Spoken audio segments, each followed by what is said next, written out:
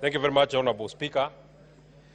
From the onset, allow me to say that I rise to oppose the motion of the removal by way of impeachment of the Deputy President of the Republic of Kenya. And Honorable Speaker, for the last 2 days, today and yesterday, we have been treated to a charade of allegations, accusations, which, in my opinion, have not been substantiated either by the mover of the motion, the Honorable Mutuse, or the advocates who he came with, or the advocates that are on record for the National Assembly. And Honorable Speaker, I am actually quite surprised that one of the advocates who appeared to represent the National Assembly tells us that the Honorable Mutuse, his was only to allege. This is not a trial. He didn't have to substantiate. He only needed to allege, and out of the allegation, then it should be carried, and we need to remove Honorable Deputy President from office. Honorable Speaker, looking at the evidence that the Honorable Mutuse put in his motion, and the cross-examination that was here, the evidence that he brought to the House, he had 22 companies that he had listed. And when questions were running to him, what problem do you have with the company number 1? I don't have a problem with it. Maybe you will have a problem in future. But the Deputy President must be removed from office. What do you have what problem do you have with company number 2? I don't have a problem with it, but it might have a problem in future, and the Deputy President must be removed from office. And he kept telling us, I don't have a problem with the next one, the next one, the next one, the next one, but the Deputy President has to be removed from office. Honorable Speaker, I posed a question to the Honorable Mutuse. He alleged that the Deputy President has a dairy farm in Nyandarua County. The fairest thing, or the least that anybody would do to such an accusation, you need to tell us where in Nyandarua is this land, at least remotely tell us what is the title number, so that even if, as the area senator, if I want to verify that indeed the Deputy President has a dairy farm in Nyandarua, there is something that I can look at. Honorable Speaker, he said, I don't know, but the Deputy President has to be removed because it is time to remove the Deputy President. On the question about Meru, where is the title number? I don't have it, but the Deputy President has to be removed from office.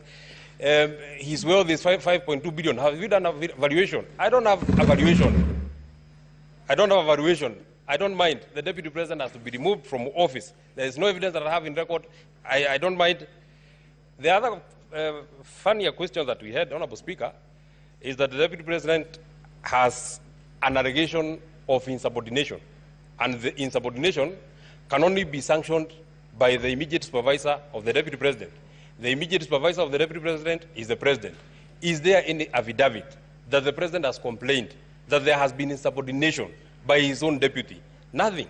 But the only thing that I would want to hold on to, on this particular allegation of the Deputy President having been alleged to have insubordinated his immediate supervisor.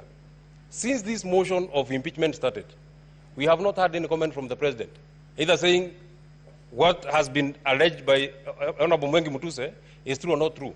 So I want to believe that beyond the owner of the motion of the Honorable Mutuse, the President is the bigger owner, because he has not denied that this is there has been an insubordination. And my comment would be this: this divorce that the President is looking for, you shall get it, but it will be painful, it will be hurtful, it will be catastrophic, it will have casualties. At the final vote that will be casted today, but the casualties of today are not necessarily the casualties of tomorrow. And out of the vote that shall be taken, I'm speaking to our partners in the coalition and the other people who are here from ODM and the other parties. This vote that you shall take today, it is not in vain that the senator for Nyandarua, it is not in vain that the senator for Kiambu, it is not in vain that the senator for Muranga, it is not in vain that the senator for Laikipia, it is not in vain that the senator for Kirinyaga, with strict instructions from the people who elected this government, have told them to come and oppose the motion that is on this floor of the House. Honorable Speaker, I'm being disrupted. The point that I wanted to make is, it is not in vain that we have been instructed not to sanction this divorce. But if it comes, we shall take it in our strides. I want to tell the people who are here, the vote that we shall cast here, we shall not put it in our minds. We shall put it in our hearts. The people of the region that I have mentioned are at their lowest. We are calling on the senators who are here it is time to stand with us. Finally, this motion had to be processed in a haste. We had to try a man in hospital because the only crime that Rigathi Gachagua has committed is a political crime. So he had to be removed out of the way, whatever it will take, whether he's in hospital, whatever it will take, he has to get out of the way. That can only happen if it has the direct sanctioning of the President of the Republic of Kenya, His Excellency William Samoei Ruto. Senator Tom Ojenda.